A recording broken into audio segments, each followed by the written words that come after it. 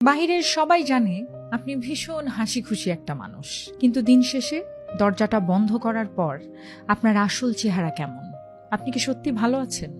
সারাটা দিন সবার মন জুগিয়ে চলেন, সবার প্রয়োজনে পাশে দাঁড়ান, হাসি মুখে থাকেন যাতে করে কেউ কোনো প্রশ্ন না করে। কিন্তু রাত বাড়লে যখন চারপাশটা শান্ত হয়ে আসে, তখন সেই হাসির আস্তরণটা একা একাই খসে পড়ে।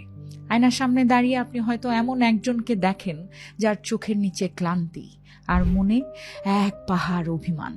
আপনি কারোর সাথে সেই কষ্টটা ভাগ করে নিতে পারেন না, কারণ আপনার মনে হয় আপনার এই দিকটা কেউ বুঝবে না, কিংবা হয়তো আপনি চান না আপনার জন্য অন্য কেউ দুশ্চিন্তা করুক। কিন্তু সত্যিকার অর্থে সব সময় স্ট্রং সেজে থাকাটা সবার সামনে কি আসল সমাধান?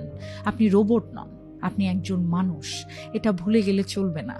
আপনারও ভেঙে পড়ার অধিকার আছে, আপনারও কাঁদার অধিকার আছে। নিজেকেই মিথ্যে হাসির খাঁচায় আর কতদিন বন্দি করে রাখবেন?